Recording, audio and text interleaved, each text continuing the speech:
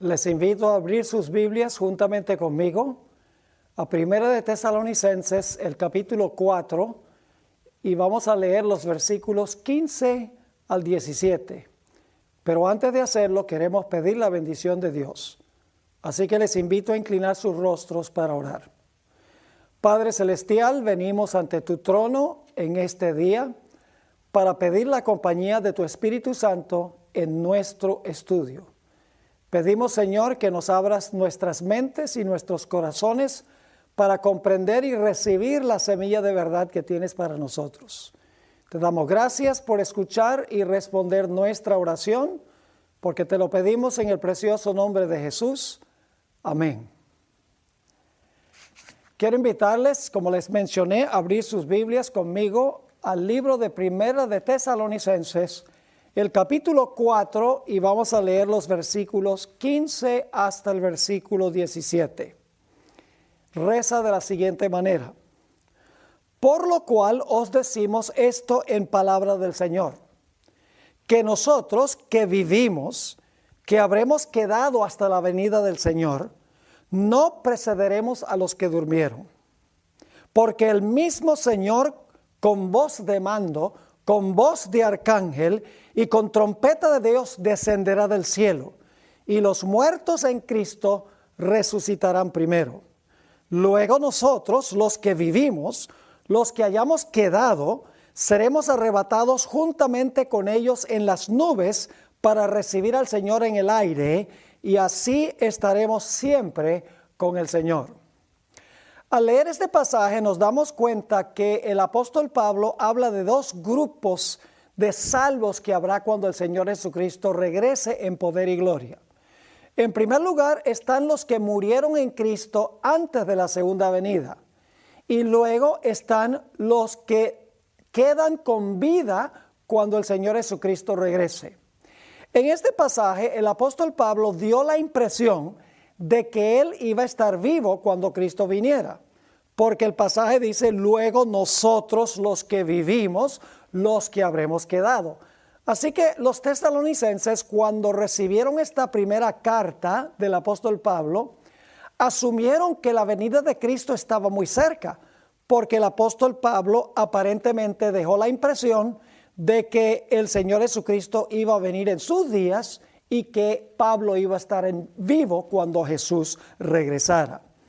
Así que el apóstol Pablo se vio obligado a escribir una segunda carta a los tesalonicenses para explicar que él no estaba diciendo que Jesús iba a venir en los días en que vivían los tesalonicenses o el apóstol San Pablo. Por eso escribió el apóstol una segunda carta a los tesalonicenses explicando que el Señor Jesucristo no iba a venir enseguida sin que se realizaran varios eventos antes.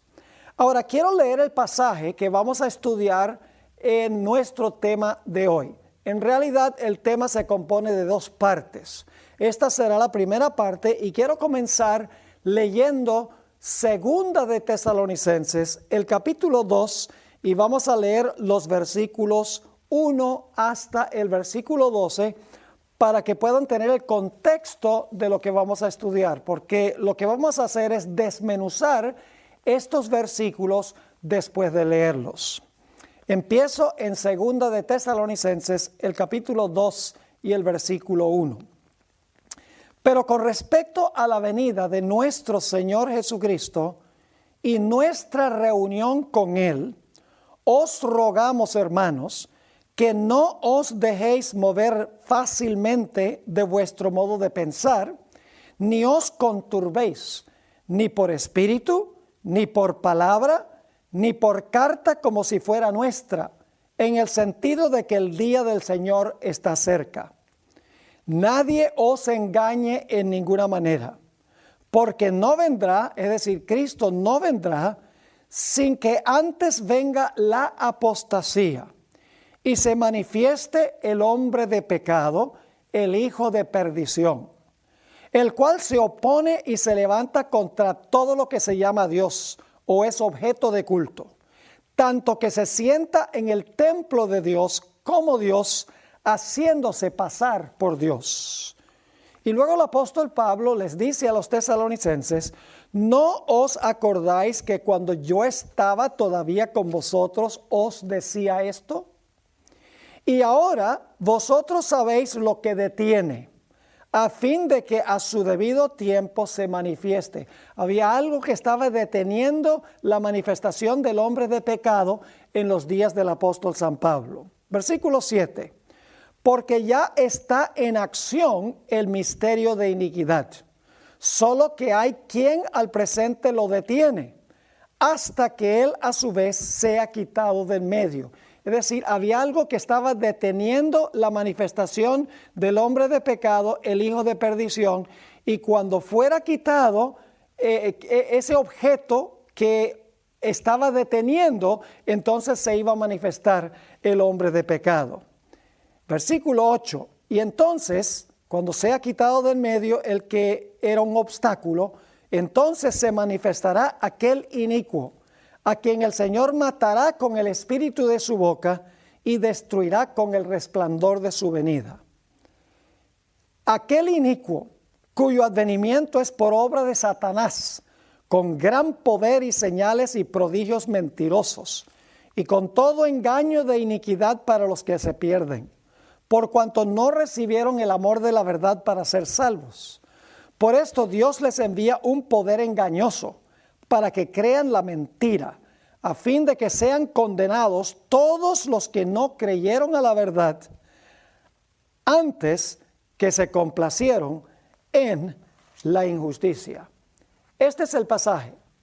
Ahora lo que queremos hacer es analizar este pasaje frase por frase para tratar de determinar su significado. Así que vamos a comenzar en 2 de Tesalonicenses, el capítulo 2 y el versículo 1 y 2. Y quiero que recuerden que el apóstol Pablo había dejado la impresión de que él iba a estar vivo cuando el Señor Jesucristo viniera junto con los tesalonicenses. Pero el apóstol Pablo ahora va a aclararle a los tesalonicenses de que no necesariamente es así. 2 de Tesalonicenses, el capítulo 2 y el versículo 1 y 2. Dice el apóstol San Pablo: pero con respecto a la venida, esa palabra venida es muy importante, es la palabra parusía, que se usa repetidas veces para describir la segunda venida de Jesús. Así que el apóstol Pablo dice: pero con respecto a la venida de nuestro Señor Jesucristo y de nuestra reunión con Él, paremos un momento allí. Ustedes recuerdan que en 1 Tesalonicenses 4 dice que los salvos serían arrebatados en las nubes hasta donde estaba el Señor. Y a esto se refiere el apóstol Pablo cuando dice: pero con respecto a la venida de nuestro Señor Jesucristo y nuestra reunión con Él, es decir, arrebatados para estar con Él, os rogamos, hermanos, que no os dejéis mover fácilmente de vuestro modo de pensar, ni os conturbéis. Es decir, no se dejen engañar, no se emocionen antes de tiempo. Y el apóstol Pablo dice: ni por espíritu, eso se refiere a una visión o a un sueño profético, ni por palabra, es decir, que alguien dice que el apóstol Pablo dijo que Jesús venía en estos días, ni por carta, si alguien apareciera por allí con una carta supuestamente escrita por el apóstol Pablo, Pablo dice: no le hagan caso. Ni una persona que venga con la idea de que ha tenido una visión o un sueño, ni tampoco una persona que dice: yo le escuché al apóstol Pablo decir que Cristo iba a venir ya, ni tampoco por una carta supuestamente escrita por mí. No permitan que ninguno de estos medios les convenza de que el día del Señor está cerca. El apóstol Pablo está diciendo: miren, hermanos, el día del Señor no está cerca. En realidad, cuando yo dije los que vivimos, los que quedamos, estaba sencillamente usando una expresión de que si estuviéramos vivos cuando Cristo viniera, entonces seríamos arrebatados en las nubes para recibirle en el aire. Pero no estaba prediciendo que eso es lo que iba a suceder. Así que el apóstol Pablo está diciendo claramente aquí que el día del Señor no estaba cerca cuando él escribió la segunda carta a los tesalonicenses. tenían que suceder algunos eventos antes de que el Señor Jesucristo pudiera venir. Ahora vamos al versículo 3 del capítulo 2. Dice el apóstol Pablo: nadie os engañe en ninguna manera, porque no vendrá, esa palabra vendrá, nuevamente es la palabra parusía, Cristo no vendrá sin que antes venga la apostasía. Fíjense que el apóstol Pablo está diciendo que Cristo no va a venir sin que antes venga la apostasía. Ahora, es muy importante entender que esta no es una apostasía cualquiera. Tiene el artículo definido. La apostasía es una apostasía específica que ya estaba contemplada en las profecías. Esta palabra apostasía se usa en el griego clásico para referirse a un barco que está arrastrando su ancla lentamente, alejándose del puerto. Es decir, en un tiempo el barco estuvo anclado en el puerto, pero ahora se está extraviando lentamente del lugar a donde estaba anclado. Es decir, una apostasía sencillamente significa que la gente estaba una vez firme en la iglesia y poco a poco se van deslizando de la verdad y adoptan ideas extrañas.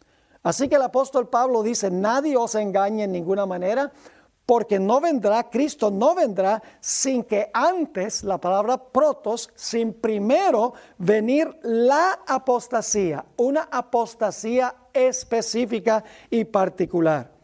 Y luego el apóstol Pablo sigue diciendo en el versículo 3, y se manifieste el hombre de pecado, el hijo de perdición. Necesito decirles algo sobre esa expresión hombre de pecado. ¿Qué es un hombre de pecado? Bueno, para entenderlo necesitamos comprender qué es pecado. Es un hombre que se caracteriza por el pecado, o un sistema que se caracteriza por ser un sistema pecaminoso. Ahora, ¿qué es pecado según la Biblia? En 1 de Juan, el capítulo 3 y el versículo 4 nos da una definición de lo que es el pecado. Allí dice el discípulo amado, en 1 de Juan 3:4, cualquiera que comete pecado, infringe también la ley, pues el pecado es infracción o transgresión de la ley. Es decir, este hombre de pecado iba de alguna manera a animar a la gente de que transgrediera la ley de Dios, de que infringiera o desobedeciera la ley de Dios en algún particular. Ahora, es interesante notar que hay otro retrato de este hombre de pecado en otra profecía de la Biblia. En Daniel 7 y el versículo 25 se habla de un cuerno pequeño, que es lo mismo que el hombre de pecado, pero es una terminología distinta. Y dice en Daniel 7 y el versículo 25, en cuanto al cuerno pequeño, que es lo mismo que el hombre de pecado o el anticristo, dice lo siguiente: y hablará palabras contra el Altísimo, y a los santos del Altísimo quebrantará. Y ahora viene la parte clave: y pensará en cambiar los tiempos y la ley, y serán entregados en su mano hasta tiempo y tiempos y medio tiempo. Fíjese que el cuerno pequeño iba a pensar en cambiar la ley de Dios. Si de alguna manera cambiaba la ley de Dios, podía entonces llevar a la gente a desobedecer la ley de Dios que Dios dio originalmente. Así que este es un sistema que iba a caracterizarse por animar a la gente a pecar en algún particular, y un sistema que iba a profesar tener el poder para cambiar la santa ley de Dios. Y ustedes notarán aquí en el versículo 3, también dice que cuando se revele el hombre de pecado, o se manifieste, como dicen algunas versiones. Eso significa que en los días del apóstol Pablo, este hombre de pecado estaba allí, pero estaba encubierto, estaba oculto. La palabra que se usa aquí, se revele o se manifieste, es una palabra que significa desvelarse o de repente revelar quién es. Es decir, en los días del apóstol Pablo, este sistema estaba oculto y estaba listo a manifestarse cuando llegara el momento propicio. Ahora, en 2 Tesalonicenses 2 y el versículo 3, también se da otra expresión para describir a este sistema. Nuevamente leo de 2 Tesalonicenses 2 y el versículo 3. Nadie os engañe en ninguna manera, porque no vendrá, Jesús no vendrá, sin que antes venga la apostasía. Es decir, un deslizamiento de la verdad, un alejamiento de la verdad. Y se manifieste el hombre de pecado, un sistema que en alguna manera va a procurar cambiar la ley de Dios y por lo menos subliminalmente va a animar a la gente a pecar, y luego lo describe como el hijo de perdición. Necesitamos detenernos por un buen tiempo para hablar de lo que significa el hijo de perdición. Solo hay un versículo más en la Biblia que usa esa expresión o ese nombre, hijo de perdición. Se encuentra en Juan 17 y el versículo 2, y se refiere específicamente a uno de los discípulos de Jesús. Se refiere a Judas Iscariote, el que traicionó y entregó al Señor Jesucristo. Quiero leer ese texto en Juan 17 y el versículo 12. Aquí está hablando el Señor Jesucristo y dice lo siguiente: cuando estaba con ellos en el mundo, yo los guardaba en tu nombre. Aquí Jesús está orando a su Padre y está refiriéndose a sus discípulos. Cuando estaba con ellos, con los discípulos en el mundo, dice Jesús, yo los guardaba en tu nombre. A los que me diste yo los guardé. Y ninguno de ellos se perdió, sino el hijo de perdición, para que la escritura se cumpliese. Noten que este hombre de pecado, que va a causar una apostasía o un alejamiento de la verdad, se le llama hijo de perdición, y el único personaje en la Biblia que tiene ese nombre fuera de este anticristo es Judas. Ahora, hay una confusión fundamental en el mundo cristiano en cuanto a lo que va a ser el anticristo o lo que va a ser el hombre de pecado. Se cree que el anticristo será una persona individual, un individuo malévolo que se va a levantar allá en el Medio Oriente, en Jerusalén. Va a reconstruir el templo, se va a sentar en el templo y va a oponerse a Dios, va a blasfemar contra Dios y va a exigir que todos vengan a adorarlo. Es decir, va a ser un individuo que abiertamente desafía y niega y blasfema a Dios. Casi todos los comentaristas que yo he leído han llegado a la conclusión de que el hombre de pecado, el cuerno pequeño de Daniel 7 y la bestia de Apocalipsis el capítulo 13 representan el mismo poder. Siendo este el caso, este hombre de pecado no puede ser tan solo un individuo.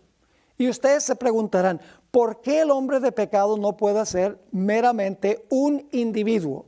La razón es muy sencilla. El hombre de pecado es lo mismo que la bestia. Y en la Escritura, una bestia representa un reino o representa un imperio que tiene una sucesión de gobernantes.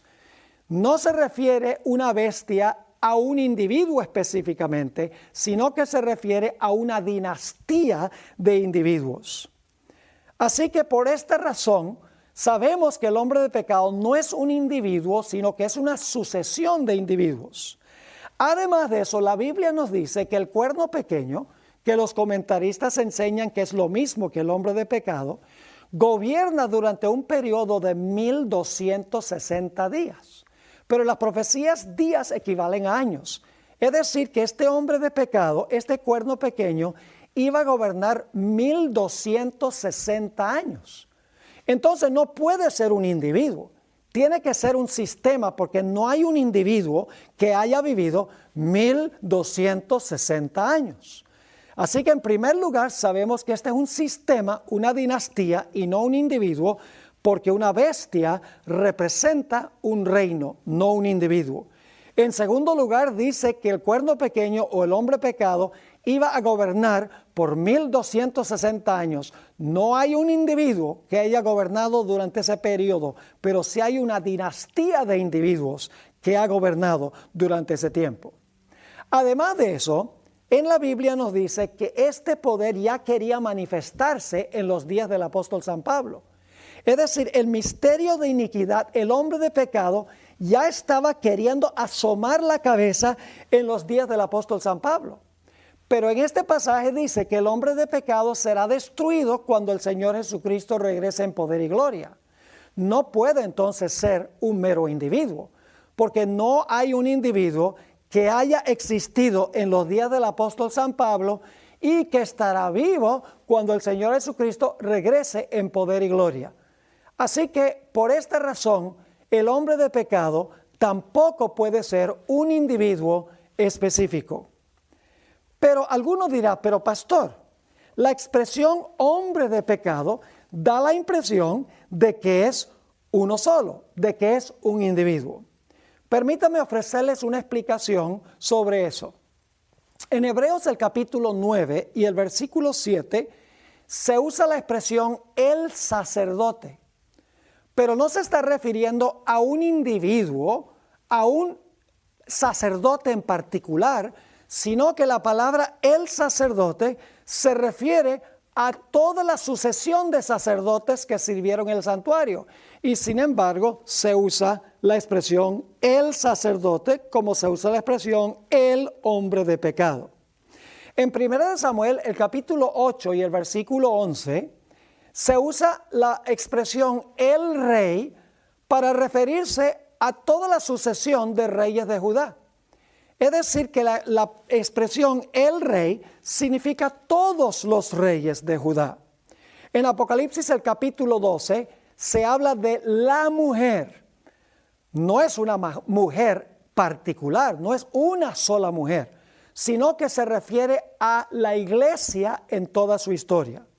En 2 de Timoteo el capítulo 3 y el versículo 17, hablando de los que deben estudiar la Biblia, dice que el estudio de la Biblia hace que el hombre de Dios llegue a la perfección.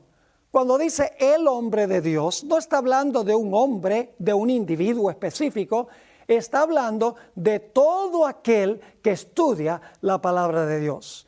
Es decir, nada más porque se usa la expresión el hombre de pecado, no significa que es un individuo en particular.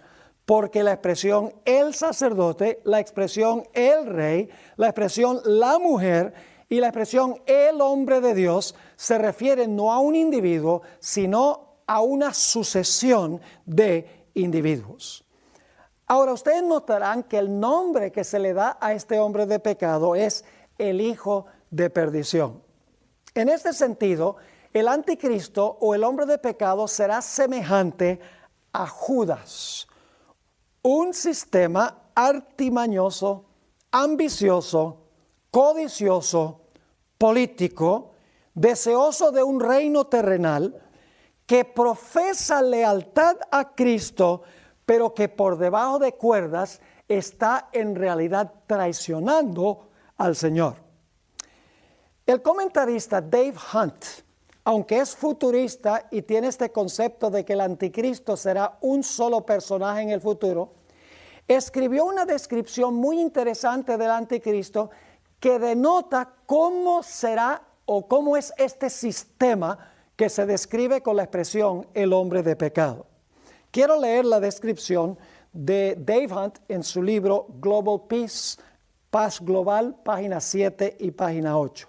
Dice lo siguiente: mientras que el prefijo anti generalmente significa contra u opuesto a, también puede significar en lugar de o un sustituto de.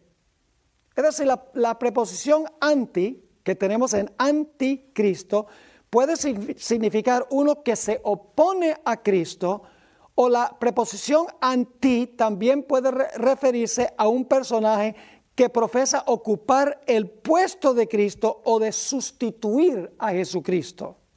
Sigue diciendo Dave Hunt, el anticristo reunirá en sí mismo ambos significados. Se opondrá a Cristo al mismo tiempo que profesa ser Cristo. En vez de lanzar un ataque frontal contra el cristianismo, el malvado pervertirá, ahora escuchen, a la iglesia desde adentro, profesando ser su fundador. Con sagacidad representará mal a Cristo, profesando ser Cristo. Y aquí es a donde el panorama se complica. Si el anticristo pretenderá ser Cristo, entonces sus seguidores deben ser cristianos.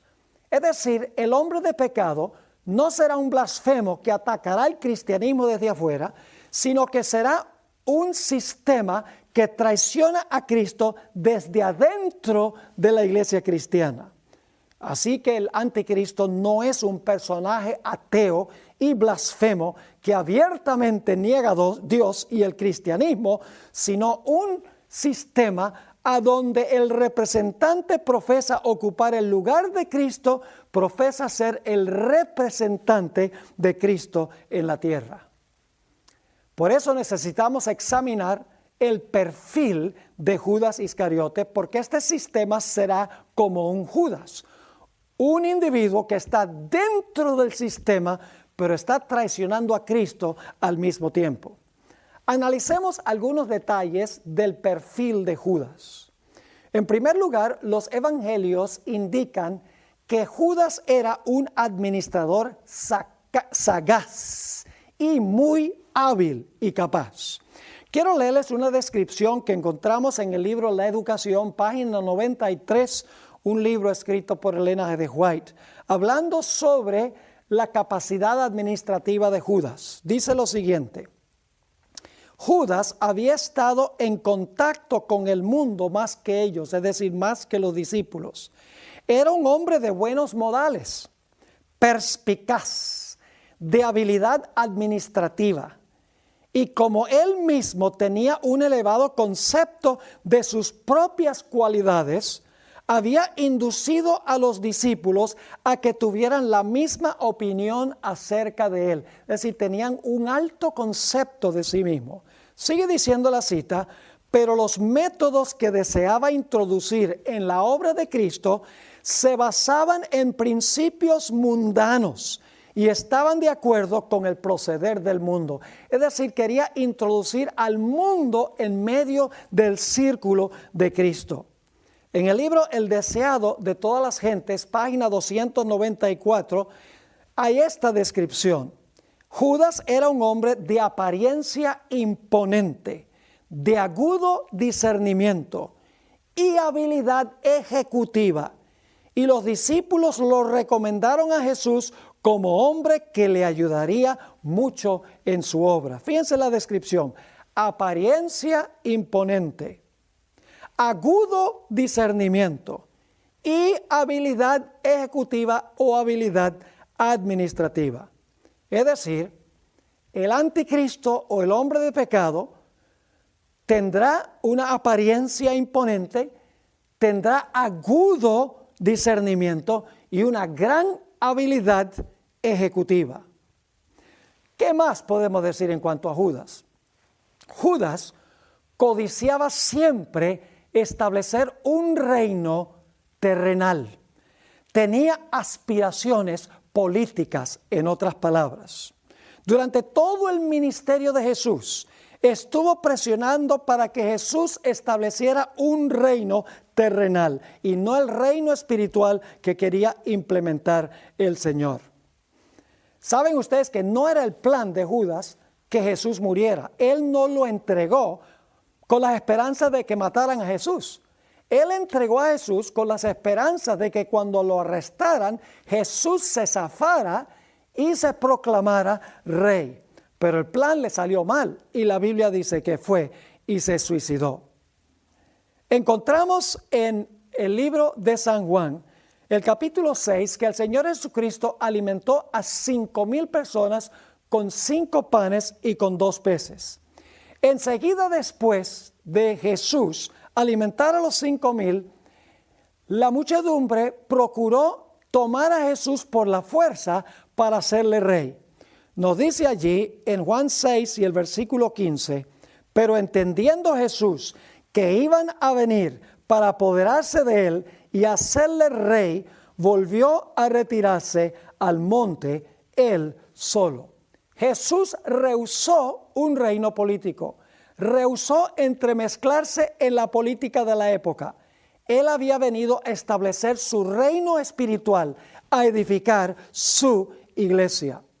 En el mismo libro, El deseado de todas las gentes, página 718, dice lo siguiente: a pesar de la propia enseñanza del Salvador, Judas estaba de continuo sugiriendo la idea de que Cristo iba a reinar como rey en Jerusalén. Procuró obtener este objetivo cuando los 5,000 fueron alimentados. Es decir, el individuo que presionó a la muchedumbre para tomar a Jesús, para obligarle a ser rey, no fue más ni menos que Judas Iscariote, un administrador sagaz, una persona de agudo discernimiento, una persona que tenía aspiraciones políticas. Pero hay más en cuanto a Judas. Judas era codicioso de dinero y fingía tener interés en los pobres. En San Juan, el capítulo 12 y el versículo 4 al 6, encontramos un pasaje a donde se describe el momento cuando una mujer ungió los pies de Jesús. Judas estuvo muy descontento con esta acción. Leo de San Juan el capítulo 12 y el versículo 4. Y dijo uno de sus discípulos, Judas Iscariote, hijo de Simón, el que le había de entregar: ¿por qué no fue este perfume vendido por 300 denarios y dado a los pobres?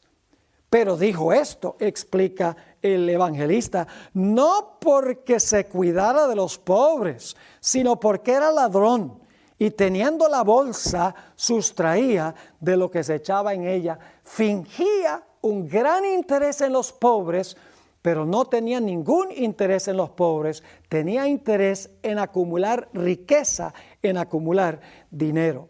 Es más, entregó a Jesús por dinero. En Lucas 22 y el versículo 3 al 6 encontramos esta descripción. Y entró Satanás en Judas, por sobrenombre Iscariote, el cual era uno del número de los 12.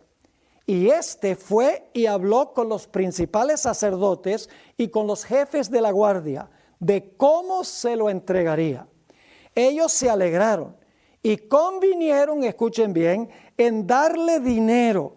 Y él se comprometió y buscaba una oportunidad para entregárselo a espaldas del pueblo. El anticristo será un sistema que en realidad es codicioso, deseoso de dinero y de riqueza. Pero en realidad el dinero no se usa para los pobres, sino para aumentar la fuerza y el poder de ese sistema. Me hace pensar de la mujer ramera de Apocalipsis 17, que dice que está adornada de oro y plata y piedras preciosas y de perlas. Un sistema supremamente rico que finge interés para con los pobres, pero que en realidad está interesado en acumular riquezas. Hay otra característica muy interesante en cuanto a Judas. En realidad, Judas era el vicario de Satanás. Y ustedes dicen, pastor, ¿cómo puede usted decir eso? Después de alimentar a los 5,000, Jesús se refirió a Judas como un diablo. Recuerden que él había influido sobre la multitud para tratar de arrestar a Jesús para que Jesús se proclamara rey de un reino político en la tierra. En Juan 6, 70 y 71, al terminar este episodio en cuanto a la alimentación de los 5,000, dice lo siguiente: Jesús les respondió: ¿no os he escogido yo a vosotros los 12? ¿Y uno de vosotros es diablo? Fíjense que Jesús se refiere a Judas como diablo. Versículo 71, hablaba de Judas Iscariote, hijo de Simón, porque este era el que le iba a entregar y era uno de los 12.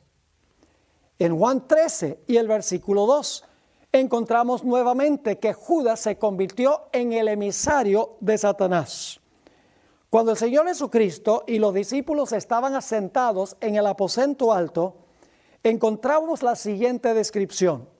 Y cuando cenaban, como el diablo ya había puesto en el corazón de Judas Iscariote, hijo de Simón, que le entregase.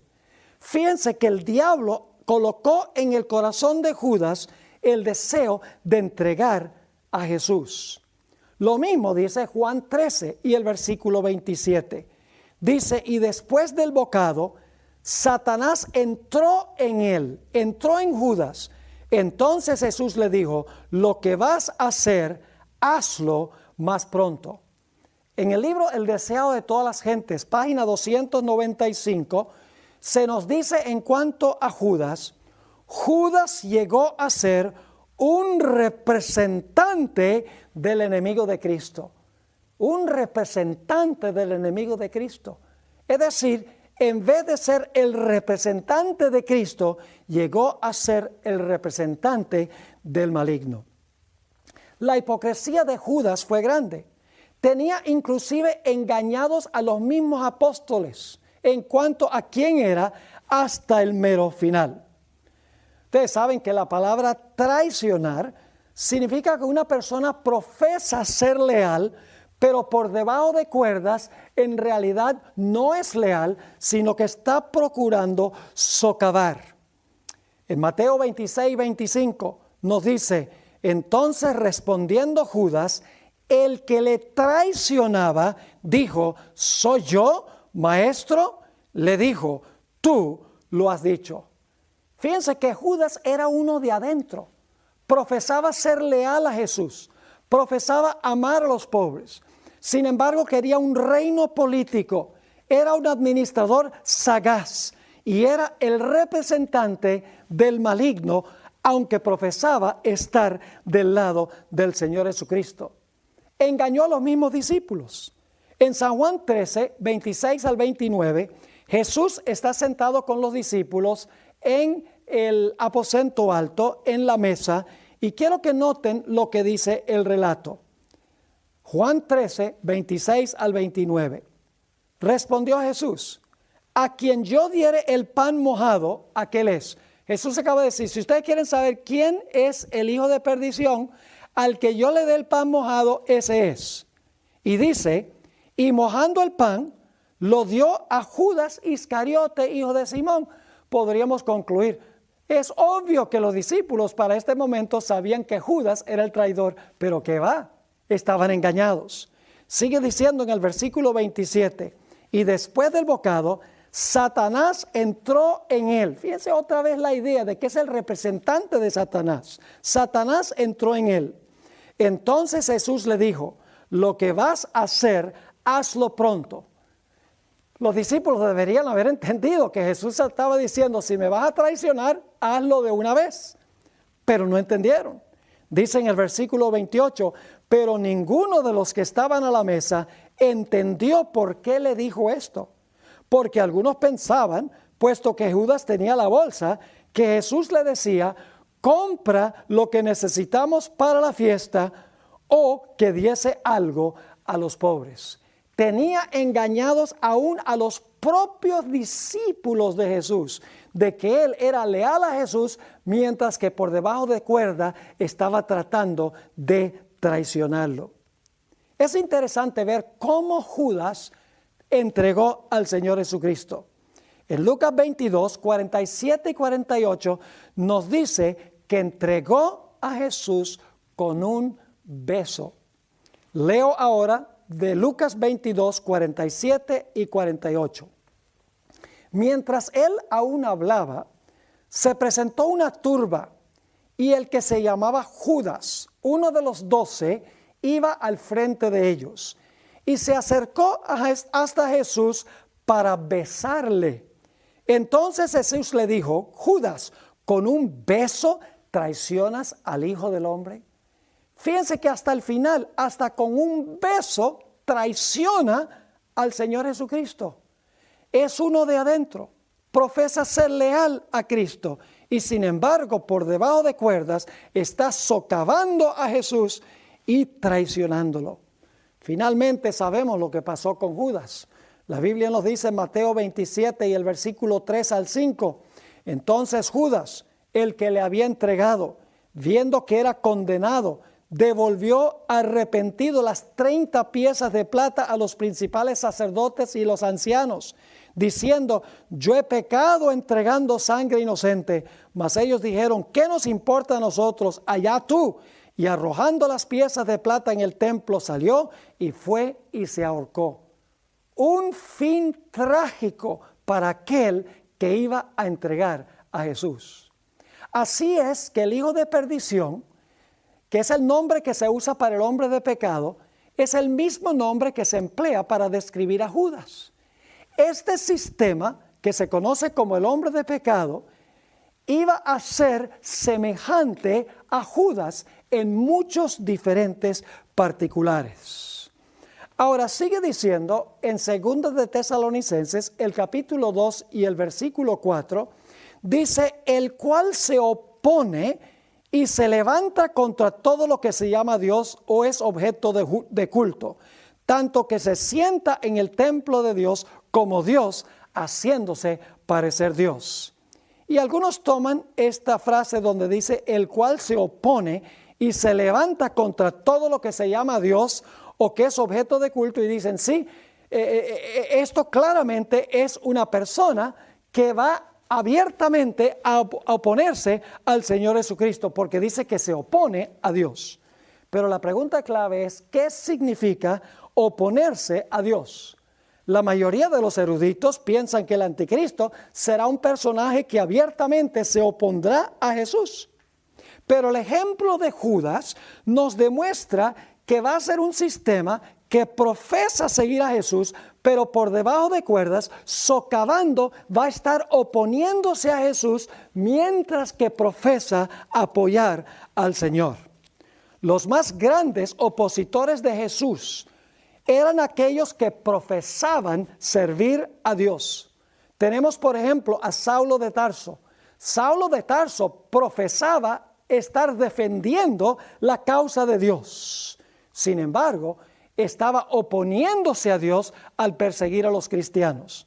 De la misma manera, este sistema va a profesar servir al verdadero Dios, pero va a oponerse a los fieles de Dios.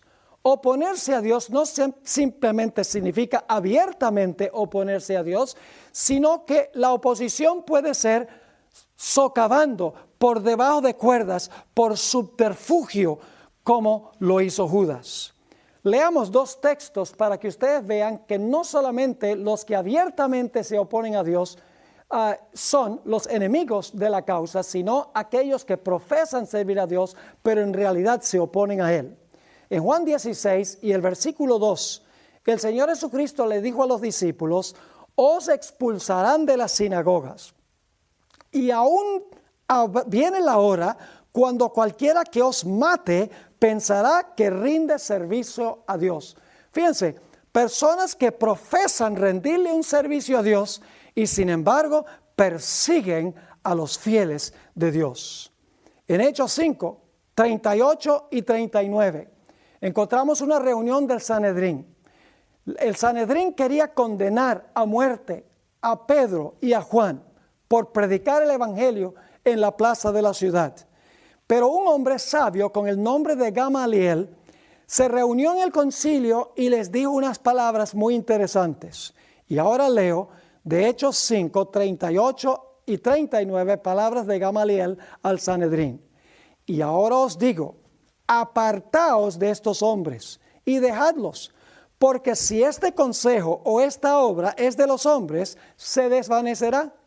Mas si es de Dios, no la podréis destruir, no seáis tal vez hallados luchando contra Dios. Ahora fíjense, ellos profesaban estar defendiendo la causa de Dios, pero aquí encontramos que luchando contra Pedro y contra Juan, estaban en realidad luchando contra el Dios que ellos profesaban servir. En el libro La Educación, página 92, nos dice: Judas ejercía un antagonismo constante, secreto y sutil. Ahora necesitamos continuar nuestro examen de las características de este sistema que menciona 2 de Tesalonicenses, el capítulo 2. Sigue diciendo, el cual se opone, versículo 4, el cual se opone y se levanta contra todo lo que se llama Dios o es objeto de culto, igual que Judas, uno desde adentro, no una oposición abierta. Y luego sigue diciendo, en cuanto a este sistema, tanto que se sienta en el templo de Dios como Dios, haciéndose pasar por Dios. Ahora fíjense, este va a ser un sistema que se sienta en el templo de Dios, según esto, haciéndose pasar por Dios. Es decir, un sistema que va a decir que tiene a Dios o el representante de Dios en la tierra. Y dice que se va a sentar en el templo. Ahora, es interesante esa palabra sentarse en el templo. Es la palabra griega kathizo. Ahora, en Mateo 23 y el versículo 2, se usa la misma palabra kathizo junto con otra palabra muy interesante que está relacionada con esa. Voy a leer de Mateo 23 y el versículo 2. Entonces habló Jesús a la gente y a sus discípulos diciendo, ahora escuchen bien, en la cátedra de Moisés se sientan los escribas y los fariseos. Los escribas y los fariseos profesaban tener autoridad para enseñar con autoridad la palabra de Dios, porque según ellos estaban sentados en la cátedra de Moisés y habían recibido tradiciones de Moisés, y cuando ellos decían que era una tradición genuina, la gente tenía que aceptarlo como palabra de Dios, aunque no estuviera en las Escrituras, sino fuera sencillamente transmitido por tradición. Interesante que aquí dice que los eruditos de la época de Jesús, los escribas y los fariseos, se sentaban kathizo en la cátedra de Moisés.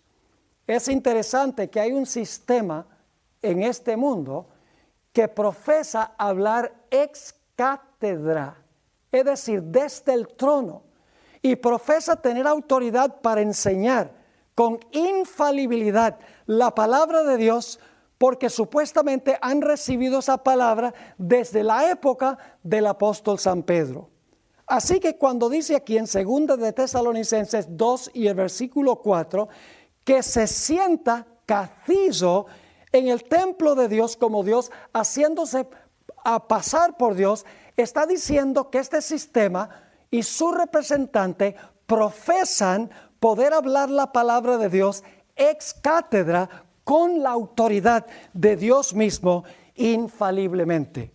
Sigue diciendo en 2 de Tesalonicenses 2:4 que este sistema se sienta en el templo de Dios, como Dios haciéndose parecer Dios.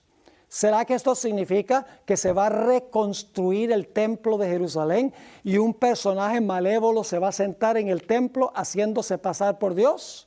Muchos eruditos lo creen así, pero la evidencia bíblica indica de que no va a suceder así. ¿Qué es el templo de Dios? En Mateo 21 y el versículo 12 y 13, cuando concluyó la entrada triunfal de Jesús a Jerusalén, nos dice, y entró Jesús en el templo de Dios y echó fuera a todos los que vendían y compraban en el templo, y volcó las mesas de los cambistas y las sillas de los que vendían palomas, y les dijo, escrito está, mi casa, casa de oración será llamada, mas vosotros la habéis hecho cuevas de ladrones. Ahora fíjense, claramente cuando Jesús entró al templo, dice que era el templo de Dios y Jesús se refirió a ese templo como mi casa. 2 capítulos después, el Señor Jesucristo abandona ese templo y ya no dice que es casa de Él, sino que es casa de los judíos porque han rechazado a Jesús. Dice Mateo 23:38, cuando Jesús sale del templo por última vez, he aquí, vuestra casa os es dejada desierta. El templo de Jerusalén no se le puede llamar el templo de Dios, porque ese templo fue abandonado por Jesús. Ya el templo de Dios literal está en el cielo a donde ministra Jesús. Y en el Nuevo Testamento se deja ver claramente que el templo de Dios es un templo espiritual. La iglesia es el templo de Dios. Cada vez que el apóstol Pablo usa la expresión el templo de Dios, se refiere a la iglesia. Pueden leerlo en 1 Corintios 3, 16 y 17. 1 Corintios 6, 19 y 20. 2 Corintios 6, 16. Y si quieren agregar el testimonio del apóstol San Pedro, en 1 de Pedro 2, 4 al 10, siempre dice que el templo de Dios es la iglesia. Quiero leerles un pasaje que encontramos en el libro de los Efesios, el capítulo 2 y el versículo 19 al 22, donde claramente el apóstol Pablo identifica el templo de Dios no como un templo literal allá en el Medio Oriente, en Jerusalén, un templo literal, sino como la iglesia cristiana. Dice allí el apóstol San Pablo, así que ya no sois extranjeros ni advenedizos, sino conciudadanos de los santos y miembros de la familia de Dios. Ahora escuchen, edificados sobre el fundamento de los apóstoles y profetas. Fíjense que no son piedras literales. Las piedras literales del templo representan a los apóstoles y profetas, que son los fundamentos de la iglesia cristiana. Dice, edificados sobre el fundamento de los apóstoles y profetas, siendo la principal piedra del ángulo Jesucristo mismo. Fíjense que la piedra angular es espiritual. Los fundamentos son espirituales. Sigue diciendo, ¿en quién? En Jesús. Todo el edificio bien coordinado va creciendo para ser, escuchen bien, un templo santo en el Señor. Fíjense, el templo es espiritual. Los fundamentos son espirituales. La piedra principal del ángulo es espiritual. Todo el edificio es espiritual. Se refiere a la iglesia cristiana. Y luego, hablando de la Shekinah, la gloria que bajaba, la gloria visible que bajaba al templo de Jerusalén en los días de Salomón y en los días cuando el pueblo de Israel estaba en el desierto, ahora, como es un templo espiritual, la Shekinah es en realidad invisible, es el Espíritu Santo. Sigue diciendo en el versículo 22, en quien vosotros también sois juntamente edificados para morada de Dios en el Espíritu. Así que cuando dice que el anticristo se va a sentar en el templo de Dios, haciéndose parecer Dios, no está hablando de una persona blasfema que se va a sentar en un templo reconstruido allá en Jerusalén literal, sino que está diciendo que el anticristo se va a manifestar dentro de la iglesia cristiana.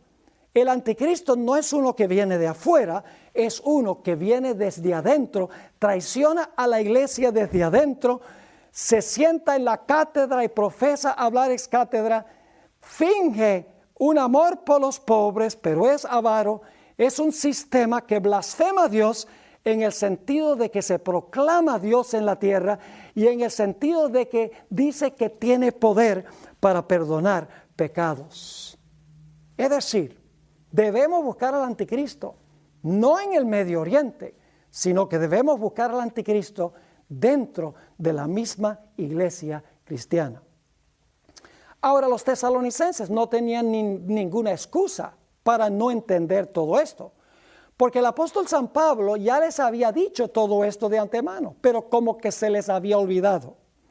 En 2 de Tesalonicenses, el capítulo 2 y el versículo 5, encontramos que el apóstol Pablo le dice a ellos, no os acordáis que cuando yo estaba todavía con vosotros, os decía esto.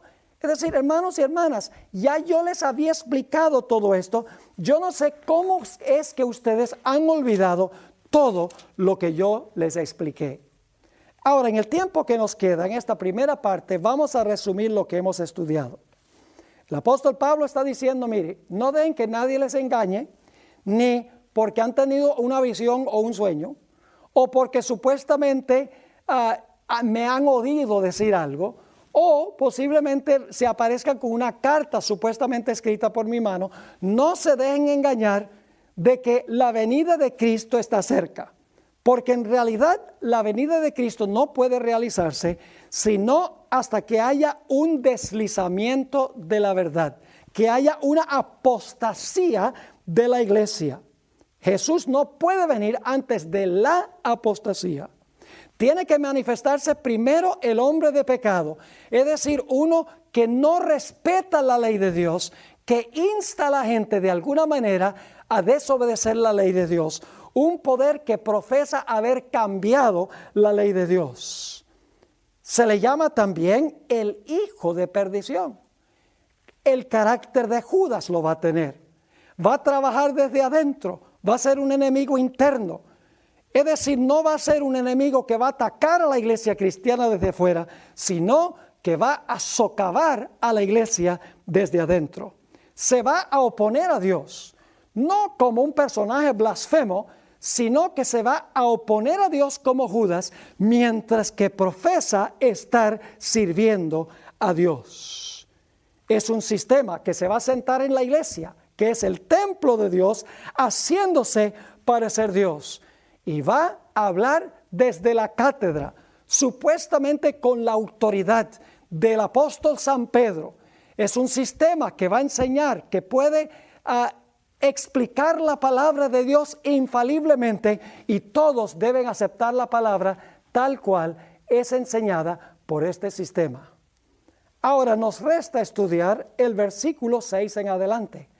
Hay algo en los días del apóstol Pablo que estaba deteniendo la manifestación de este hombre de pecado. Nos resta aún identificar quién era el que detenía y finalmente cómo se manifestó finalmente este hombre de pecado.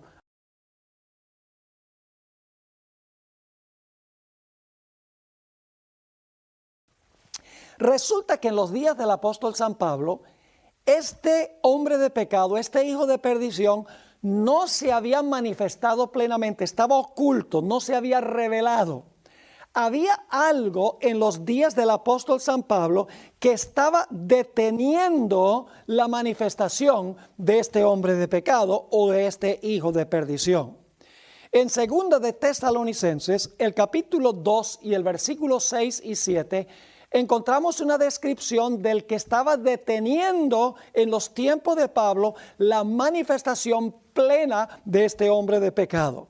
Dice allí el apóstol San Pablo, hablándole a los tesalonicenses, y ahora vosotros sabéis lo que detiene, a fin de que a su debido tiempo se manifieste. Fíjense, había algo que estaba deteniendo al hombre de pecado en los días de Pablo, pero Pablo dijo, viene el momento en que este poder se va a manifestar. En el versículo 7 dice, porque ya está en acción el misterio de iniquidad. Es decir, ya el hombre de pecado se estaba preparando para revelarse, pero no se revelaría hasta que viniera abiertamente la apostasía. Así que dice, porque ya está en acción el misterio de iniquidad. Solo que hay quien al presente lo detiene. Ahí está otra vez la idea de que hay algo que estaba deteniendo la manifestación del hombre de pecado. Así que dice, porque ya está en acción el misterio de iniquidad, solo que hay quien al presente lo detiene hasta que él a su vez sea quitado del medio. Es decir, el que estaba obstaculizando la revelación del hombre de pecado, en algún momento iba a ser quitado. Algunas personas piensan que el que estaba deteniendo la manifestación del hombre de pecado era el Espíritu Santo. Y como se usa la expresión hombre de pecado, hijo de perdición, muchos entienden que esto se refiere a un personaje específico. Pero necesitamos preguntarnos, ¿será que este hombre de pecado es un individuo o una persona? Algunos dicen, tiene que ser, porque se usa aquí en este pasaje, dice, hay algo que detiene al hombre de pecado para que él no se pueda manifestar, el singular masculino, así que tiene que ser una persona. El problema con esto es que se usa la misma terminología masculina singular para referirse a una secuencia de gobernantes del Imperio Romano. Quiero leer lo que encontramos nosotros en el libro de los Romanos, el capítulo 13 y el versículo 4. Yo les voy a mostrar que lo que estaba deteniendo la manifestación del hombre de pecado era que estaba gobernando en los tiempos del apóstol Pablo el Imperio Romano. Es decir, mientras el Imperio Romano estaba en el trono gobernando el imperio, el hombre de pecado no podía levantarse para gobernar. Era necesario quitar al Imperio Romano como poder gobernante y entonces el hombre de pecado iba a poder tomar el trono que había dejado vacante el Imperio Romano. Quiero que noten en Romanos 13 y el versículo 4 cómo se usa el pronombre singular masculino para referirse no solo a un gobernante específico de Roma, sino a toda la secuencia de gobernantes del Imperio Romano. Dice en Romanos 13:4, hablando de el emperador, porque él es servidor de Dios para tu bien. Pero si haces lo malo, teme, porque no en vano lleva él la espada. El pronombre está en el idioma griego. Dice, porque no en vano lleva él la espada, pues él es servidor de Dios, vengador para castigar al que hace lo malo. Esto no está hablando de un emperador específicamente. Está hablando del emperador en términos genéricos, de todos los emperadores de Roma que tienen el poder de la espada. Es decir, mientras gobernaba el Imperio Romano, el hombre de pecado no se podía manifestar. Encontramos dos textos muy interesantes. En Daniel el capítulo 7 y el versículo 23 y 24 nos da la secuencia de cuándo iban a aparecer el Imperio Romano y el poder que iba a suceder al Imperio Romano. En Daniel 7, 23 y 24 está hablando de una cuarta bestia. La cuarta bestia representa el Imperio Romano. La primera bestia es un león, eso es Babilonia. La segunda bestia es un oso, eso es Medo-Persia. La tercera bestia es un leopardo, eso es Grecia. La cuarta bestia es el Imperio Romano. Y es interesante notar que el Imperio Romano tiene 3 etapas en Daniel 7, 23 y 24. Dijo así, la cuarta bestia será un cuarto reino en la tierra, ese es el Imperio Romano, el cual será diferente de todos los otros reinos, y a toda la tierra devorará, trillará y despedazará. Y luego noten que le van a salir en la cabeza a ese dragón o esa bestia terrible 10 cuernos, que representa que este imperio se iba a dividir en 10 reinos. Sigue diciendo en el versículo 24, y los 10 cuernos significan que de aquel reino, es decir, del Imperio Romano, se levantarán 10 reyes o reinos. Eso sucedió exactamente como lo describe aquí. El Imperio Romano cayó, se desbarató como resultado de las invasiones de las tribus bárbaras. Y cuando el reino se dividió en 10 reinos, se fragmentó.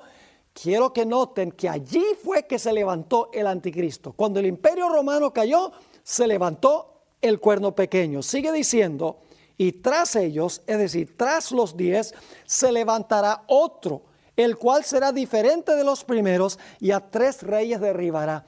Y lo interesante es que el versículo 25 dice que este cuerno pequeño, que se iba a levantar después que el cuarto reino se fragmentara y cayera en 10 reinos, iba este cuerno pequeño a pensar que podía cambiar la santa ley de Dios. Es un asunto histórico de que Constantino el Grande en el siglo IV se retiró del imperio occidental y se fue a Constantinopla a establecer su gobierno allá. Cuando él se fue, él dejó vacante prácticamente el trono en el imperio romano occidental. Como resultado, las tribus bárbaras empezaron a invadir el imperio romano y el imperio romano cayó. El último emperador gobernó en el año 476. Rómulo Augustelo se llamaba ese emperador. Una vez que él fue removido, no hubo más emperadores en Roma. Es decir, que cuando el imperio romano cayó y se fragmentó en todos estos reinos, Constantino el Grande se fue a Constantinopla y ahora el obispo de Roma quedaba libre para manifestarse de una forma abierta.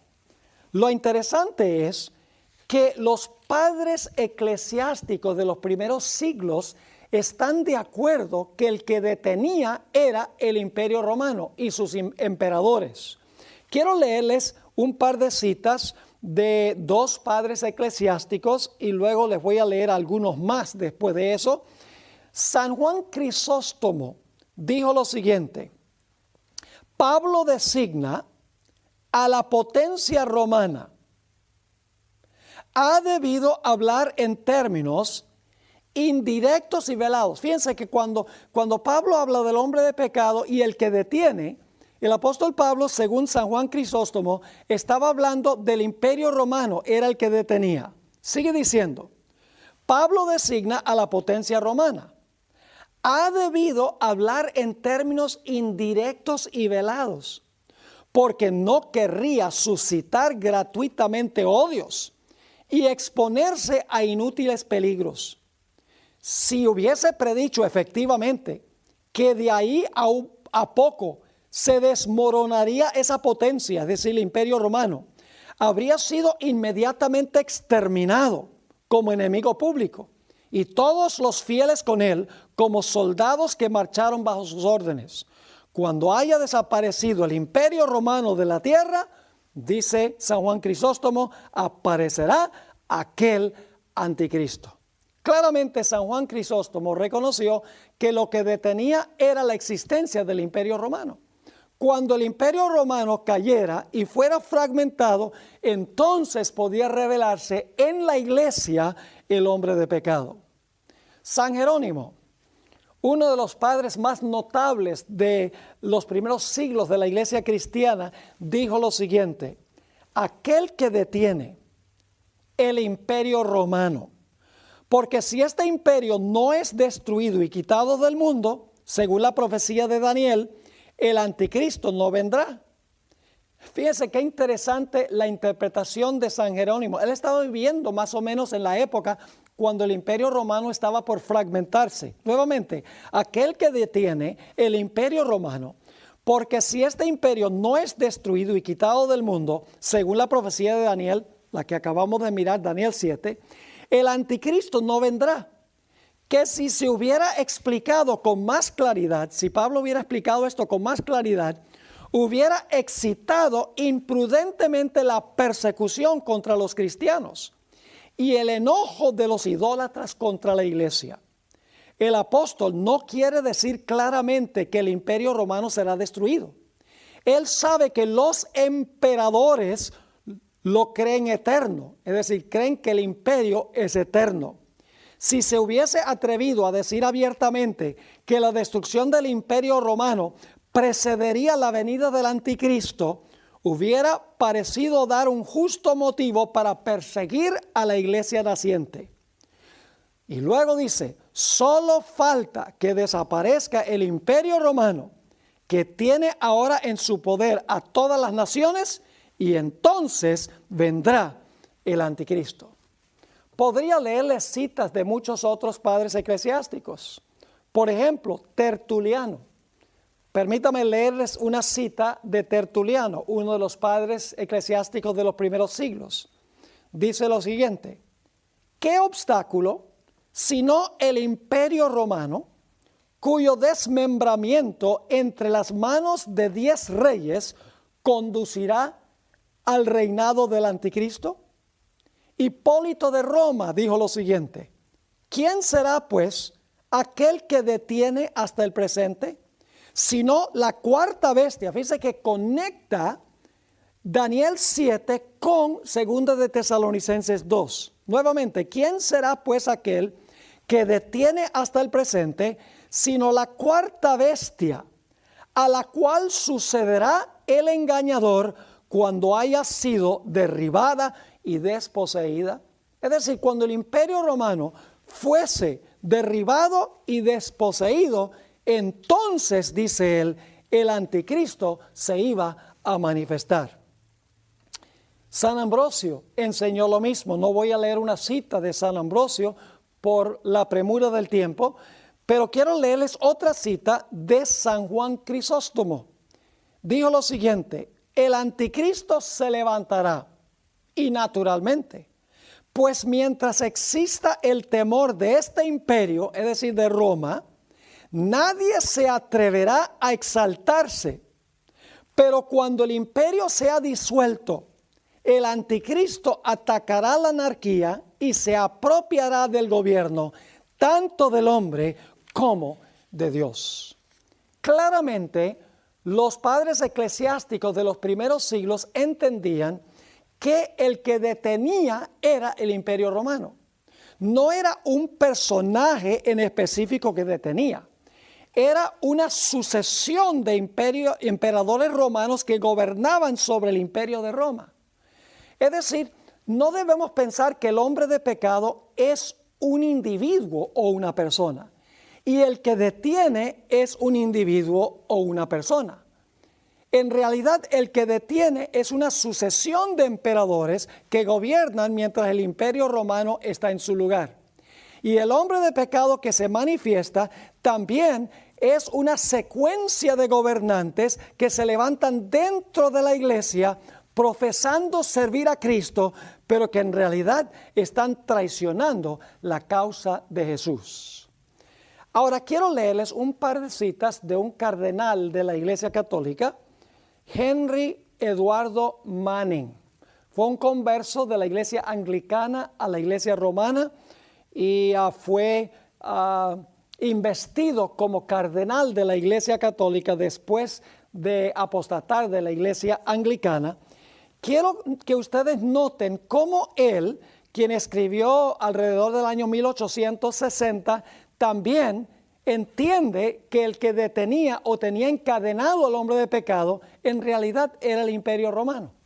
Voy a leerles un par de citas. Claro, él no, en la terminología que usa, él no ve la conexión con 2 de Tesalonicenses, el capítulo 2. Pero según lo que hemos estudiado, al leer estas citas, vamos a ver que él, sin darse cuenta, está comentando sobre el que detenía en los días del apóstol Pablo y cómo ese que detenía fue quitado del medio. Dice en esta cita, se encuentra en un libro que se llama El poder temporal del vicario de Jesucristo, dice lo siguiente: cuando las tribus bárbaras desbarataron al imperio romano, fíjense, ahí viene el primer paso. Cuando las tribus bárbaras desbarataron el imperio romano, los pontífices se hallaron solos como la única fuente del orden, la paz, la ley y la seguridad. Es decir, cuando se desmoronó el imperio romano, dice este cardenal que los pontífices, es decir, los papas, se hallaron solos y ellos eran la única fuente del orden, la paz, la ley y la seguridad. Y luego dice: y desde la hora de esta liberación providencial, ¿liberación de qué? Liberación del imperio romano. Dice, y desde la hora de esta liberación providencial, escuchen bien, cuando por intervención divina se le cayeron las cadenas de las manos al sucesor de Pedro, Es decir, el sucesor de Pedro, el Papa, estaba encadenado antes de que el Imperio Romano fuera quitado. Pero cuando el Imperio Romano es quitado, los pontífices se hallan solos como única fuente del orden, la paz, la ley y la seguridad. Y Manning dice, de esta manera, por intervención divina, se le cayeron las cadenas de las manos al sucesor de Pedro, como una vez habían caído de las suyas. Y luego dice, ningún soberano ha reinado en Roma, sino el vicario de Jesucristo. Es decir, que desde el momento que se le cayeron las cadenas que restringían a los obispos de Roma, ningún poder reinó en Roma excepto, según él, el vicario de Jesucristo. Y no está hablando de un solo papa, está hablando de una sucesión de papas. En este mismo libro dice Manning, el papado esperó hasta el momento propicio en que Dios rompiera sus ataduras. Fíjese que el papado esperó hasta que, dice él, Dios rompiera sus ataduras y lo librara de la sujeción a los poderes civiles. Fíjese qué interesante esto. Dice que el papado sencillamente esperó hasta que Dios rompiera sus ataduras, es decir, estaba atado, estaba detenido, y lo librara de la sujeción a los poderes civiles. Es decir, eran los poderes civiles, era el Imperio Romano el que tenía atado a los obispos de Roma para que no pudieran gobernar hasta que fuera quitado del medio el imperio. Así que sigue diciendo, el papado esperó hasta el momento propicio en que Dios rompiera sus ataduras y lo librara de la sujeción a los poderes civiles, colocándolo así sobre el trono como dueño de su propia soberanía temporal. Así que no solamente tenemos el testimonio de los padres eclesiásticos de los primeros siglos, tenemos también aquí el testimonio de un cardenal de la Iglesia Católica que dice que el papado, los obispos de Roma estaban atados a los poderes civiles, pero cuando el poder civil de Roma fue quitado, se le cayeron las cadenas y quedó libre para manifestarse. Pero había un tiempo en que este poder se iba a manifestar. Así que el apóstol Pablo dice en 2 de Tesalonicenses 2:6, y ahora vosotros sabéis lo que detiene, a fin de que a su debido tiempo se manifieste. Iba a haber un momento en que este hombre de pecado se iba a manifestar. La pregunta es, ¿cuándo iba a ser ese tiempo? Tenemos que ir a la profecía paralela de Daniel 7, a donde habla del cuerno pequeño y dice que el cuerno pequeño iba a gobernar durante cierto periodo de tiempo que Dios había establecido. Se refiere este periodo con la terminología tiempo, tiempos y medio tiempo. Y en realidad este periodo del dominio de Roma papal duró desde el año 538 hasta el año 1798. Este es el debido tiempo que menciona el apóstol San Pablo.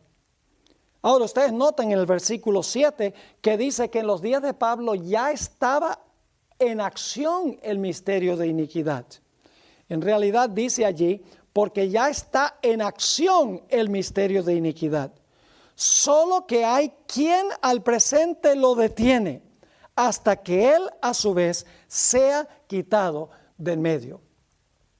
Ahora necesito hacer una explicación muy importante para que podamos comprender lo que resta de esta profecía de 2 de Tesalonicenses, el capítulo 2. En el año 1798, según Apocalipsis el capítulo 13 y el versículo 9 y 10, al igual que el capítulo 13 y el versículo 3, nos dice que la bestia o el cuerno pequeño o el hombre de pecado iba a recibir una herida mortal al final de su dominio.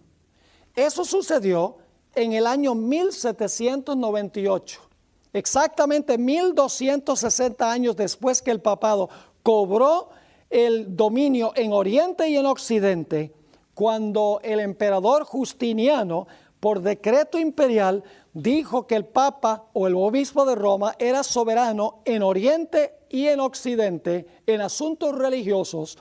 Encontramos que hasta el año 1798 el papado imperó o el papado unió la iglesia con el Estado y gobernó. Pero en 1798 Francia se levantó en contra del papado. En realidad sucedió un poquito antes en la Revolución Francesa, pero culminó en 1798 cuando el general Berthier, general de las tropas de Napoleón Bonaparte, entró a Roma y más específicamente a la Capilla Sistina, a donde el Papa Pío VI estaba celebrando el aniversario de su coronación, y Berthier entró, bajó al Papa de su trono, le quitó el anillo, le quitó su cetro, le quitó la triple corona y le dijo: tu poder ha terminado.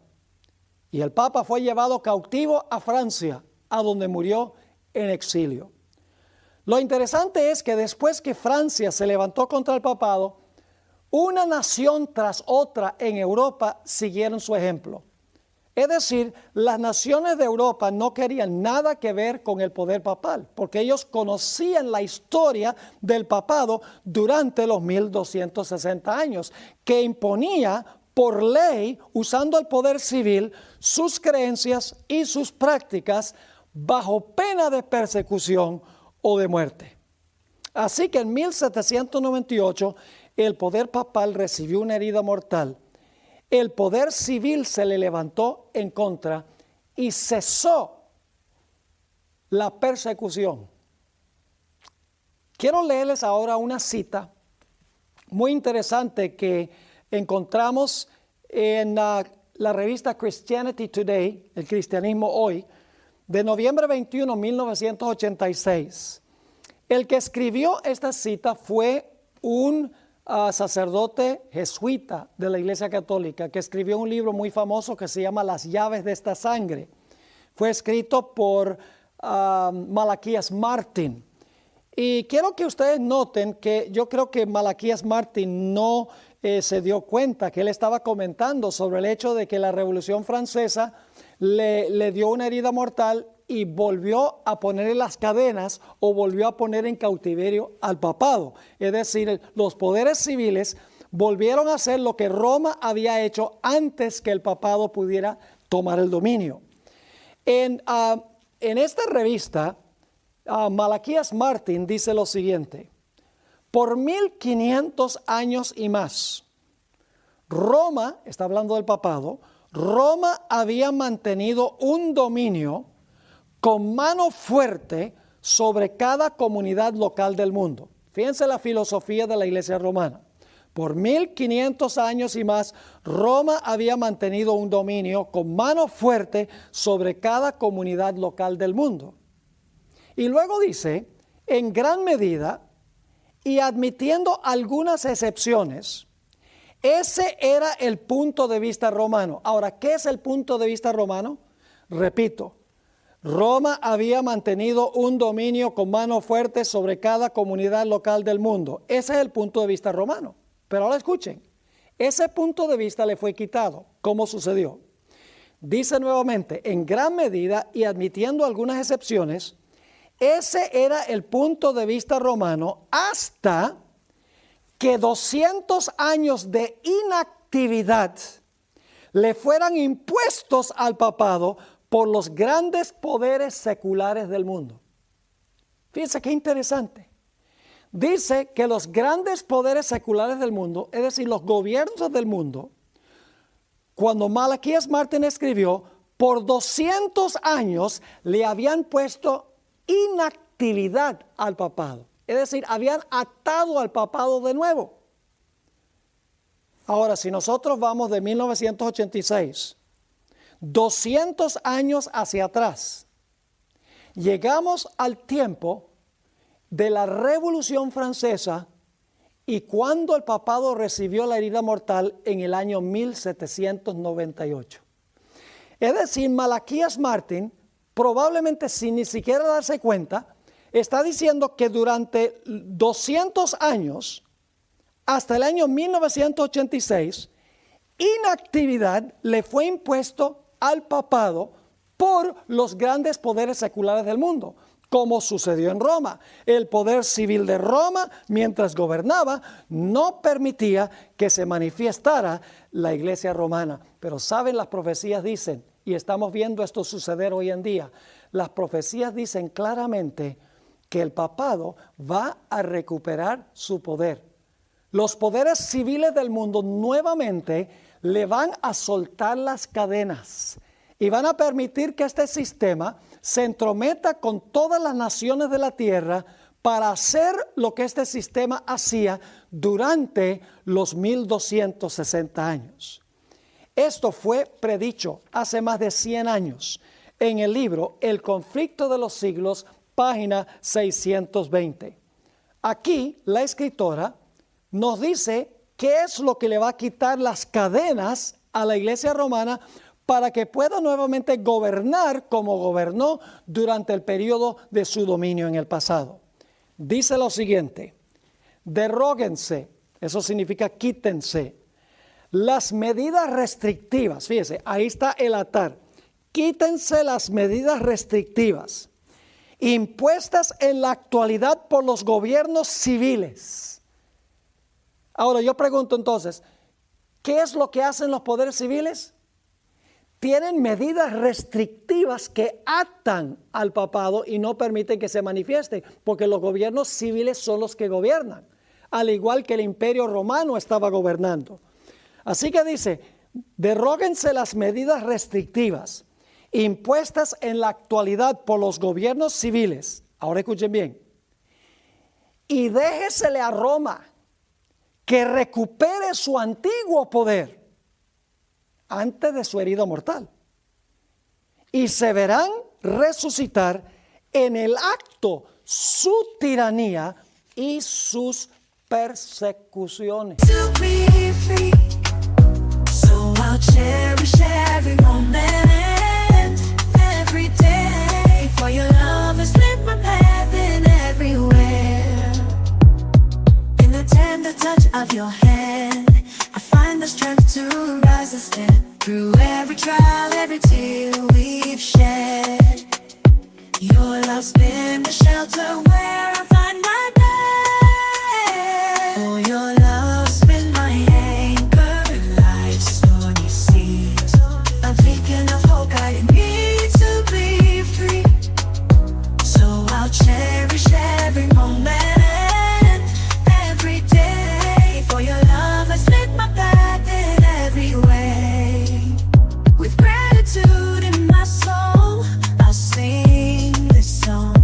For the love we share is steadfast and strong. Es decir, este poder ha estado relativamente inactivo como un poder perseguidor durante los últimos 200 años, desde la Revolución Francesa y cuando el Papa fue llevado cautivo. Pero hoy vemos en el mundo un deseo, un anhelo de que los poderes civiles cooperen y ayuden a esta iglesia que tiene una historia de persecución contra el pueblo de Dios. Y fíjense que la batalla final va a tener que ver con la ley de Dios, porque a este sistema se le llama el hombre de pecado. El pecado es transgresión de la ley. En Daniel 7 se dice que el cuerno pequeño quiso cambiar la ley de Dios. Vamos a leer en unos momentos que dice que ya está obrando en los días de Pablo el misterio de iniquidad y que luego se va a manifestar el inicuo. Esa palabra inicuo, iniquidad, es la misma palabra que se usa en 1 de Juan 3:4, transgresión de la ley. El inicuo es uno que lleva a la gente a transgredir la santa ley de Dios. Pero lo peor está por ocurrir. En 2 de los Tesalonicenses, el capítulo 2 y el versículo 8, nos dice que cuando finalmente sea quitado este que impide en estos últimos días, encontramos que algo espectacular va a suceder. Dice allí en 2 Tesalonicenses 2:8, y entonces se manifestará aquel inicuo. Esa palabra inicuo se puede traducir ese transgresor de la ley, a quien el Señor matará con el espíritu de su boca y destruirá con el resplandor de su venida. Fíjese que este poder ya estaba queriendo asomar en los días de Pablo, pero será destruido cuando Cristo venga. Así no puede ser un personaje, no puede ser una persona, porque gobierna durante muchos siglos. Es decir, está hablando de un sistema que tiene una secuencia de gobernantes. Y luego sigue diciendo en el versículo 9, hablando de este anticristo, dice cuyo advenimiento, esa palabra es la palabra parusía. Es decir, que el anticristo va a tener también su parusía, va a tener su segunda venida, pero falsa. Y fíjense lo que dice, cuyo advenimiento es por obra de Satanás, con gran poder y señales y prodigios mentirosos. Es un poder que va a hacer milagros. Y estas tres palabras que se usan aquí, noten, la palabra poder, la palabra señales y la palabra prodigios, esa combinación de tres palabras se usa solamente en otro versículo de la Biblia, una otra vez en la Sagrada Escritura, en Hechos 2 y el versículo 22. Aquí está hablando el apóstol Pedro y dice, varones israelitas, oíd estas palabras. Jesús Nazareno, varón aprobado por Dios entre vosotros, y ahora vienen las mismas tres palabras en el idioma original, en el griego, varón aprobado por Dios entre vosotros con las maravillas, prodigios y señales que Dios hizo entre vosotros por medio de él, como vosotros mismos sabéis. Esas tres palabras se usan para describir los milagros, los prodigios y las maravillas que hizo Jesús. Y nos dice que el que finge ocupar el lugar de Jesús va a hacer lo mismo, pero van a ser señales y milagros y prodigios no genuinos, sino mentirosos. Quiero leerles la descripción que da el libro El conflicto de los siglos en cuanto al tiempo cuando vendrá esta falsificación de la segunda venida de Jesús. Porque el anticristo también va a tener su falsa parusía. Porque vimos allí, dice, cuyo advenimiento es por obra de Satanás. Esa palabra advenimiento es la palabra parusía, venida. La misma palabra que se usa al comienzo del capítulo para describir la segunda venida del Señor Jesucristo. Quiero leerles ahora del conflicto de los siglos, página 624 a la página 626, sobre el momento que vendrá esta falsificación de la segunda venida de Jesús, que llevará a la mayoría del mundo a aceptar al falso Cristo, el que profesa ocupar el lugar de Cristo. Dice allí el acto capital que coronará el gran drama de engaño será que el mismo Satanás se hará pasar por Cristo. Hace mucho que la iglesia profesa esperar el advenimiento del Salvador como consumación de sus esperanzas. Pues bien, el gran engañador aparentará que Cristo ha venido y lo va a hacer a través de su emisario, dicho sea de paso, en diferentes partes de la tierra. Satanás se manifestará a los hombres como un ser majestuoso, de un brillo deslumbrador, parecido a la descripción que del Hijo de Dios da San Juan en el Apocalipsis. Interesante. Se va a transformar como en un ángel de luz. Sigue diciendo, la gloria que le rodee superará cuanto hayan visto los ojos de los mortales. El grito de triunfo repercutirá por los aires. Cristo ha venido, Cristo ha venido. El pueblo se postrará en adoración ante él, mientras levanta sus manos y pronuncia una bendición sobre ellos, como cuando Cristo bendecía a sus discípulos cuando estaba en la tierra.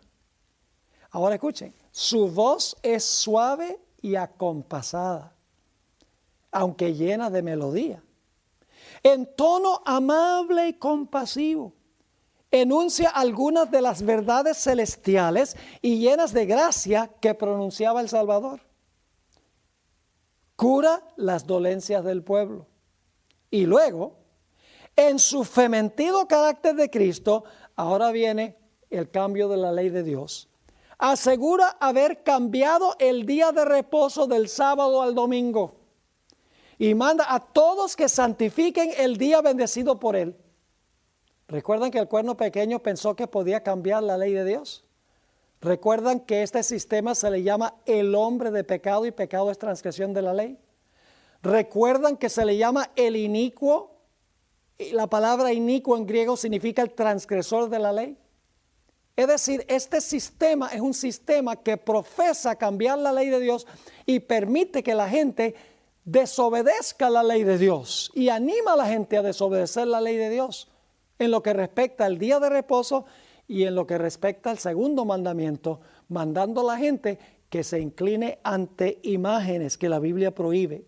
Sigue diciendo esta cita, declara que aquellos que persisten en santificar el séptimo día blasfeman su nombre, porque se niegan a oír a sus ángeles, que les fueron enviados con la luz de la verdad. Dice la escritora, este es el engaño más poderoso y resulta casi irresistible. Imagínense que los ojos, los oídos, la mente, el corazón, todo dice que esto es Cristo. ¿Y cómo se sabe que no es Cristo? Vamos a terminar la cita. Pero el pueblo de Dios no será extraviado. Las enseñanzas del falso Cristo no están de acuerdo con las Sagradas Escrituras, porque la Biblia dice que debemos guardar el sábado como día de reposo, mientras que el hombre de pecado dice, no tienes que guardar ese mandamiento, el domingo es el día de reposo. Este falso Cristo, por más deslumbrante que es, por más bonito que habla, por más que hable algunas de las verdades que enseñó el Señor Jesucristo, no puede ser el verdadero Cristo, porque su enseñanza en cuanto a la ley no cuadra con la palabra de Dios. Así que dice, pero el pueblo de Dios no será extraviado. Las enseñanzas del falso Cristo no están de acuerdo con las Sagradas Escrituras. Su bendición va dirigida a los que adoran a la bestia y su imagen, precisamente aquellos sobre quienes dice la Biblia que la ira de Dios será derramada sin mezcla. Así que en primer lugar, se sabrá que este no es el verdadero Cristo, no por lo que dicen los ojos y los oídos y el corazón y la mente y los sentimientos, no, sino porque lo que enseña este personaje no está en armonía con la palabra de Dios. Pero hay otra forma en saber que este no es el verdadero Cristo. Sigue diciendo la cita, además, no se le permitirá a Satanás falsificar la manera en que vendrá Jesús. Ahora la Biblia dice que cuando Jesús venga, Él no va a plantarse en esta tierra. Él se va a quedar en las nubes. Los hijos de Dios serán arrebatados para encontrarse con Jesús en las nubes y luego irán al cielo por 1000 años. Cristo no viene en su segunda venida a establecer su reino.